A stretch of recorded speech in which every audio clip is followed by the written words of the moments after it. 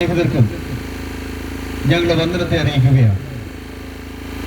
പ്രിയമുള്ളവരെ, കണ്ണൂർ ജില്ലയുടെ വിവിധ ഭാഗങ്ങളിലൂടെ സഞ്ചരിച്ച് കഴിഞ്ഞ അനേകം വർഷങ്ങളായി വർദ്ധിച്ചു വരുന്ന ലഹരിക്കും സാമൂഹിക തിന്മകൾക്കുമെതിരെ ബോധവൽക്കരണം നടത്തി മുൻപോട്ട് പോകുന്ന ഒരു ചെറിയ ടീമാണ് ഈ ഉച്ച കഴിഞ്ഞ സമയം ഇവിടെ എത്തി നിൽക്കുന്നത്. പ്രിയമുള്ളവരെ, നാം ആയിരിക്കുന്ന ഈ ലോകം വളരെ ഭംഗി നിറഞ്ഞതും എല്ലാ നിലയിലും വലിയ പുരോഗതി കൈവരിച്ചുകൊണ്ട് മുന്നോട്ട് പോകുന്നതുമാണ്. ഓരോ കാലഘട്ടങ്ങൾ ചെല്ലുന്തോറും പുത്തൻ കണ്ടുപിടുത്തങ്ങളും പുത്തൻ ആശയങ്ങളുമായി മനുഷ്യൻ അനുദിനം പുരോഗതിയുടെ പടവുകൾ താണ്ടുന്നതായിട്ട് നമുക്ക് കാണുവാൻ കഴിയും. നമ്മുടെ വൈദ്യശാസ്ത്രം മുതൽ നമ്മുടെ എല്ലാ ശാസ്ത്രീയ മേഖലകളിലും മനുഷ്യൻ വമ്പിച്ച പുരോഗതി കൈവരിച്ചതിന്റെ നേട്ടങ്ങൾ ഇന്ന് നമ്മൾ അനുഭവിക്കുകയാണ്. ഒരു കാലത്തുണ്ടായിരുന്ന നമ്മുടെ വീടുകൾക്കൊക്കെ സ്ഥിതി മാറി, നമ്മുടെ റോഡുകളുടെ സ്ഥിതി മാറി. എല്ലാ നിലകളിലും എവിടെ നോക്കിയാലും മനുഷ്യൻ വമ്പിച്ച പുരോഗതി കൈവരിച്ചുകൊണ്ട് മുന്നോട്ട് കുതിക്കുന്ന ഒരു സാഹചര്യം നമുക്ക് എവിടെയും കാണാൻ കഴിയും. അത് നമ്മുടെ ഭാഗ്യമാണ്. പക്ഷെ എന്നാൽ വലിയ വിരോധാഭാസം എന്ന് പറയുന്നത്, ഒരു ഭാഗത്ത് മനുഷ്യൻ പുരോഗതി കൈവരിക്കുമ്പോൾ മറുഭാഗത്ത് സാംസ്കാരികമായി വലിയ മൂല്യച്യുതിയിലേക്ക് അവൻ മാറുന്നതായിട്ടാണ് നമുക്ക് എവിടെയും കാണാൻ കഴിയുന്നത്. അറിവും ബുദ്ധിയുള്ളവൻ പുരോഗതി പ്രാപിക്കുമ്പോൾ തന്നെ സാംസ്കാരികമായും ഒരു ഉന്നതമായ നിലവാരം പുലർത്തേണ്ടതുണ്ട്. എന്നാൽ ഈ അത്യാധുനിക കാലഘട്ടത്തിൽ വലിയ നേട്ടങ്ങളൊക്കെ കൊയ്തുകൊണ്ടിരിക്കുന്ന മനുഷ്യൻ സാംസ്കാരികമായി പലപ്പോഴും അധോഗതി പ്രാപിക്കുന്ന ന്യൂസുകളാണ് നമുക്ക് എവിടെയും കാണാൻ കഴിയുന്നത്. നമ്മുടെ വർത്തമാന കടലാസുകളിലും ദൃശ്യമാധ്യമങ്ങളുടെ കണ്ണാടി മുഖങ്ങളിലും അനുദിനം നാം വായിക്കുകയും കേൾക്കുകയും കാണുകയും ചെയ്യുന്ന അനേക വാർത്തകൾ മനുഷ്യ മനസാക്ഷി ഞെട്ടിപ്പിക്കുന്ന വിധത്തിലാണ്. മദ്യത്തിനും മയക്കുമരുന്നിനും ലഹരിക്കും അടിമപ്പെട്ട് മനുഷ്യൻ ഇന്ന് ചെയ്തു കൂട്ടുന്ന അധാർമികമായ പ്രവൃത്തികൾക്ക് കയ്യും കണക്കുമില്ല. കഴിഞ്ഞ ദിവസം ഒരുപക്ഷെ നിങ്ങൾ കേട്ട് കാണും, പൊക്കുണ്ടെന്ന തളിപ്പറമ്പിന് പോകുന്ന വഴിക്കുള്ള സ്ഥലത്ത് ഒരമ്മ കുഞ്ഞിനെ കിണറ്റിലെറിഞ്ഞു കൊല്ലുവാനായിട്ട് ഇടയായി തീർന്നു. കുടുംബകലഹങ്ങളും ആത്മഹത്യകളും അക്രമങ്ങളും അനീതികളും അധാർമിക പ്രവൃത്തികളും അനുദിനം വർദ്ധിച്ചുകൊണ്ടിരിക്കുന്നു എന്നതാണ് നമ്മുടെ ഈ നാടിന്റെ പ്രത്യേകത. ഇത് അങ്ങ് ഉഗാണ്ടയിലെ കാര്യങ്ങളൊന്നുമല്ല നമ്മൾ പറയുന്നത്. നമ്മുടെ കൊച്ചു കേരളത്തിൽ, എന്തിനേറെ നമ്മുടെ കണ്ണൂർ ജില്ലയിൽ വിവിധ ഭാഗങ്ങളിൽ നടക്കുന്ന അനേക സ്ഥിതികൾ, മദ്യത്തിനും മയക്കുമരുന്നിനും ലഹരിക്കും അടിമപ്പെട്ട് മനുഷ്യൻ ചെയ്തു കൂട്ടുന്ന അധാർമിക പ്രവൃത്തികൾ എണ്ണിത്തീർക്കാനാവാത്ത വിധം അങ്ങനെ വർദ്ധിച്ചു പോകുന്നതായിട്ട് നമുക്ക് കാണുവാൻ കഴിയുകയാണ്. എന്തുകൊണ്ടാണ് മനുഷ്യൻ ഇങ്ങനെ അനുദിനം അധപ്പതിക്കുന്നത്? നമ്മുടെ കൊച്ചുകുട്ടികൾ വരെ ലഹരിക്ക് അടിമകളാകുന്ന ഒരു അവസ്ഥയാണ് കാണുവാൻ കഴിയുന്നത്. നമ്മൾ എവിടെ നോക്കിയാലും, വിശേഷാൽ നമ്മുടെ കുഞ്ഞുങ്ങൾ പ്രൈമറി സ്കൂൾ മുതൽ മുൻപോട്ട് നമ്മൾ നോക്കിയാൽ ഹൈസ്കൂൾ, കോളേജ് തലങ്ങളിൽ പഠിക്കുന്ന വിദ്യാർത്ഥികൾ നല്ലൊരു പങ്കും ലഹരിക്ക് അടിമകളായിരിക്കുന്നു എന്ന ഒരു പ്രത്യേക അവസ്ഥയാണ് നമുക്ക് എവിടെയും കാണാൻ കഴിയുന്നത്. എന്തുകൊണ്ടാണ് നമ്മുടെ സമൂഹം ഇപ്രകാരം തരം താഴുന്നത്? മനുഷ്യൻ ലഹരിക്കടിമപ്പെട്ടുകൊണ്ട്, അധാർമിക പ്രവൃത്തികൾക്ക് അടിമപ്പെട്ടുകൊണ്ട് മനുഷ്യൻ മനുഷ്യനല്ലാതായി മാറുന്ന മൃഗീയ തുല്യമായ അവസ്ഥയിലേക്ക് അവൻ തരം താഴുന്ന പ്രവൃത്തിയാണ് നമുക്ക് എവിടെയും കാണാൻ കഴിയുന്നത്. പ്രിയരെ, ഈ അവസ്ഥകൾക്ക് എങ്ങനെ മാറ്റം വരുത്താൻ കഴിയും?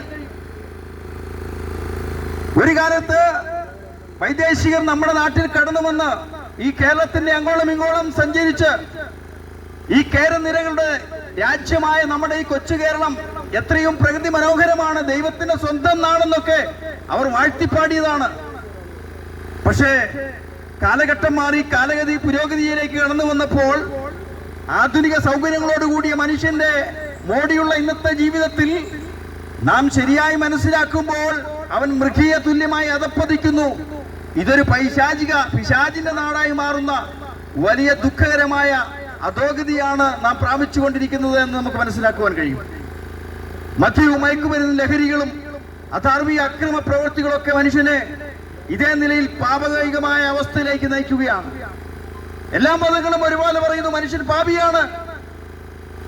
ബൈബിൾ പറയുന്നു പാപത്തിന്റെ ശമ്പളം മരണമാണ്. എല്ലാ അക്രമങ്ങളും അനീതിയും പാപമാണെന്ന് എല്ലാ മതവും പറയുമ്പോൾ വാസ്തവത്തിൽ ഈ പാപത്തിൽ നിന്ന് മുക്തി നേടാൻ മനുഷ്യന് എന്ത് ചെയ്യാൻ കഴിയും? പ്രിയരെ, പാപം വെറും പ്രവൃത്തിയിൽ മാത്രമാണെങ്കിൽ മതങ്ങൾ അനുശാസിക്കുന്ന കർമ്മമാർഗങ്ങളിലൂടെ നമുക്ക് ഈ പാപത്തിൽ നിന്ന് മോചനം നേടാൻ കഴിയും. പക്ഷെ പാപം പ്രവൃത്തിയിൽ മാത്രമല്ല. കൊലപാതകം ഒരു പാപമാണ്.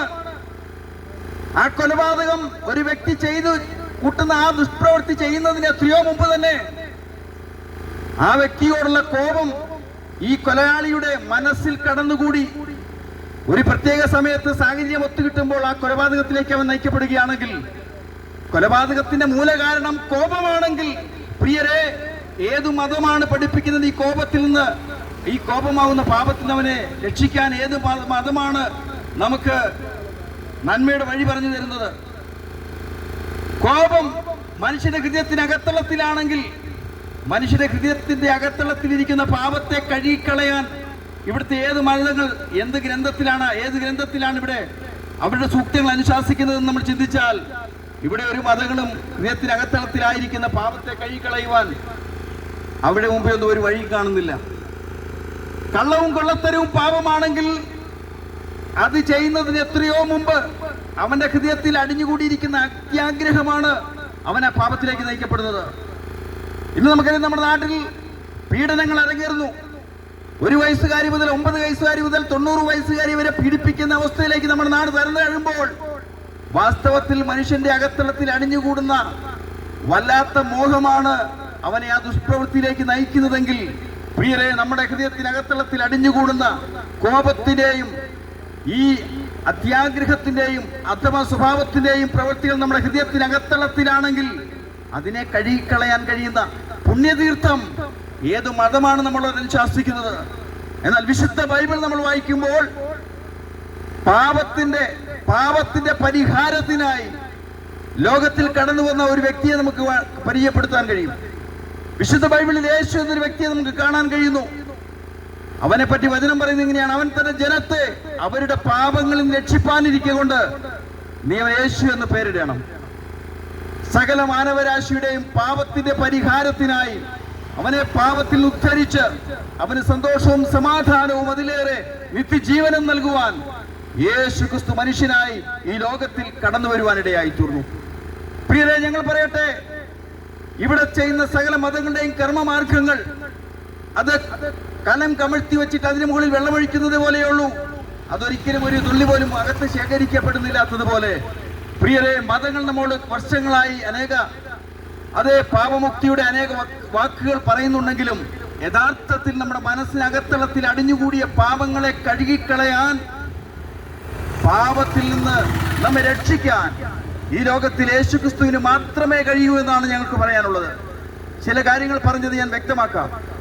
ഇന്നേക്ക് 2000-ൽ പരം വർഷങ്ങൾക്ക് മുമ്പ് യേശുക്രിസ്തു മനുഷ്യനായി ലോകത്തിൽ അവതരിക്കാനിടയായി. പാപം പ്രവൃത്തിയിൽ മാത്രമല്ല, മനുഷ്യന്റെ അകത്തളത്തിൽ അടിഞ്ഞുകൂടിയ ഹൃദയത്തിനകത്തളത്തിൽ ഇരിക്കുന്ന ആ വിഷവസ്തുവാണ്, അവന്റെ രക്തത്തിലാണ് പാപം അലിഞ്ഞു ചേർന്നിരിക്കുന്നത് ബൈബിളിൽ ഉണ്ടെങ്കിൽ, ആ മനുഷ്യന്റെ കറപുരണ്ട പാപത്തിന് പ്രായശ്ചിത്തം വരുത്തുവാൻ യേശുക്രിസ്തു സ്വന്തം രക്തം കാൽവറി ക്രൂശിൽ ബലിയാടായി നമുക്ക് വേണ്ടി അർപ്പിക്കുവാനിടയായി തീർന്നു. പ്രിയരെ, എവിടെയാണ് നമ്മൾ തെറ്റിപ്പോയത്? അവിടെ തന്നെ പരിഹാരം വരുത്താൻ യേശുക്രിസ്തു കാൽവറി ക്രൂശിൽ 3 ആണിമേൽ നമുക്ക് വേണ്ടി ബലിമരണം വരിക്കുകയാണ് ചെയ്തത്. യേശു ഈ ലോകത്തിൽ കടന്നു വന്നപ്പോൾ വിളിച്ചു പറഞ്ഞ സത്യം ഇതാണ്: ഞാൻ ലോകത്തിന്റെ വെളിച്ചമാണ്, നിങ്ങൾ ആരും ഇരുളിൽ സഞ്ചരിക്കാതിരിപ്പാൻ ഞാൻ നിങ്ങൾക്ക് വേണ്ടി ഈ ലോകത്തിൽ വെളിച്ചമായി വന്നിരിക്കുന്നു. പ്രിയരെ, ലോകം മുഴുവൻ അന്ധകാരത്തിൽ അക്രമങ്ങളും അനീതിയും അധാർമികതയും പെറ്റുപെരുകി ലോകം മുഴുവൻ അജ്ഞതയിൽ മുമ്പോട്ട് പോകുമ്പോൾ യഥാർത്ഥ അറിവിന്റെ വെളിച്ചമായി യേശു ഈ ലോകത്തിൽ വന്ന് പറഞ്ഞത്: ഞാൻ ലോകത്തിന്റെ വെളിച്ചമാണ്, എന്നെ അനുഗമിക്കുന്നവൻ ഇരുളിൽ നടക്കാതെ വെളിച്ചമുള്ളവനാകുമെന്നാണ്. പ്രിയരെ, യേശു ഈ ലോകത്തിൽ വന്നു. ആശ്രിതർക്ക് ആശ്രയവും ആശ്രിതർക്ക് അഭയവുമായി അവന്റെ അടുക്കൽ വന്ന ഏതൊരു വ്യക്തിയെയും അവൻ സ്വീകരിക്കാനിടയായി. ജാതി മത വർണ്ണ വർഗ വ്യത്യാസങ്ങൾക്ക് അതീതമായി തന്റെ അടുക്കൽ വന്ന ഏവരെയും സന്തോഷവും സമാധാനവും അവന്റെ രോഗത്തിൽ നിന്ന് അവനെ ആശ്വസിപ്പിച്ച് അവന് സമാധാനം കൊടുക്കുവാനിടയായി തീർന്നു. യേശു വിളിച്ചു പറഞ്ഞ സത്യം ഇതാണ്: ഞാൻ എന്റെ സമാധാനം നിങ്ങൾക്ക് തന്നേച്ചു പോകുന്നു, അത് ലോകം തരുന്നത് പോലെയല്ല. പ്രിയരെ, യേശു നൽകുന്ന സമാധാനം അത് നിത്യസമാധാനമാണ്. യേശു നൽകുന്ന സ്നേഹം അത് നിത്യസ്നേഹമാണ്. യേശു നൽകുന്ന ജീവൻ അത് നിത്യജീവനാണ്. അത് ഇടവെച്ച് അവസാനിക്കുന്നതല്ല. അങ്ങനെ ഞങ്ങൾ നിങ്ങളോട് വിളിച്ചു പറയട്ടെ, ഇന്നേക്ക് 2000 പരം വർഷങ്ങൾക്ക് മുമ്പ് യേശു ക്രിസ്തു ഈ ലോകത്തിൽ വന്ന് പാപികൾക്ക് വേണ്ടി അവിടെ രക്തത്തിൽ അടഞ്ഞുകൂടിയ പാപത്തിന്റെ അഴുക്കിനെ കഴുകിക്കളയാൻ ആ ദൈവം സ്വന്തം പുത്രൻ ഈ ലോകത്തിലേക്ക് അയച്ചുകൊണ്ട് കാൽവരി ക്രൂശിൽ 3 നാളുവേൽ നമുക്ക് വേണ്ടി മരിച്ച് തന്റെ അവസാന തുള്ളി രക്തം വരെയും ആ കാൽവരി ബലിയായി അർപ്പിക്കുമ്പോൾ യേശു നമ്മുടെ പാപത്തിന്റെ പരിഹാരത്തിനായി മരിക്കുകയായിരുന്നു. ഇന്ന് നമ്മൾ ചെയ്യേണ്ട ഒരേ ഒരു കാര്യം മാത്രം: യേശുവേ, അങ്ങയുടെ പ്രായശ്ചിത്ത ബലിമരണത്തിൽ ഞാൻ വിശ്വസിക്കുന്നു. എന്റെ പാപത്തിന്റെ പരിഹാരത്തിനാണ് അങ്ങ് കാൽവരി ക്രൂശിൽ ബലിമരണം മരിച്ചതെന്നും അങ്ങ് എനിക്ക് വേണ്ടിയാണ് ജീവിക്കുന്നതെന്നും അങ്ങനെ നിത്യരാജ്യത്തിലേക്ക് ചേർക്കുമെന്നുള്ള വാഗ്ദാനം ഞാൻ വിശ്വസിച്ചുകൊണ്ട് ഞാൻ അങ്ങയുടെ അടുക്കിലേക്ക് വരുന്നു. അല്ലയോ കർത്താവേ, അങ്ങ് എന്റെ ഹൃദയത്തിലേക്ക് വന്ന് എനിക്ക് സമാധാനവും സന്തോഷവും ഈ പാപത്തിൽ നിന്ന് വിടുതൽ നൽകിയ ഒരു നല്ല ജീവിതം നയിക്കാൻ എനിക്ക് കൃപ തരണമേ എന്ന് ആത്മാർത്ഥമായി ആര് പ്രാർത്ഥിക്കുന്നുവോ അവന്റെ ഹൃദയത്തിന്റെ അകത്തളത്തിലേക്ക് ആ നല്ല നാഥൻ കടന്നു വരികയും അവന് സന്തോഷവും സമാധാനവും സമൃദ്ധമായി നൽകുകയും ചെയ്യുമെന്നാണ് ഞങ്ങൾക്ക് വിളിച്ചു പറയാനുള്ളത്. പ്രിയരെ, യേശു താങ്കളെ സ്നേഹിക്കുന്നു. ഈ ദേശത്തെ യേശു സ്നേഹിക്കുന്നു. അധപ്പതിച്ച അവസ്ഥയിൽ തരം താണു പോകുന്ന നമ്മുടെ സമൂഹത്തെ രക്ഷിക്കുവാൻ, മദ്യത്തിനും മയക്കുമരുന്നിനും ലഹരിക്കും അടിമപ്പെട്ട് അധാർമിക പ്രവൃത്തികളും അക്രമങ്ങളും പീഡനങ്ങളും നടത്തി അതേ ഈ ലോകം ഓരോ ദിവസവും നശിക്കുന്ന അവസ്ഥകളിൽ നിന്ന് ഒരു നല്ല മനുഷ്യനായി ജീവിക്കാൻ, നല്ലൊരു വ്യക്തിയായി, നല്ലൊരു കുടുംബസ്ഥനായി, നല്ലൊരു കുടുംബനാഥനായി, നാഥയായി ജീവിക്കാൻ നമുക്ക് ഏറ്റവും ആവശ്യമായിരിക്കുന്നത് ഒരു നല്ല ഹൃദയമാണ്, നീതിപൂർവമായ ഒരു ജീവിതമാണ്.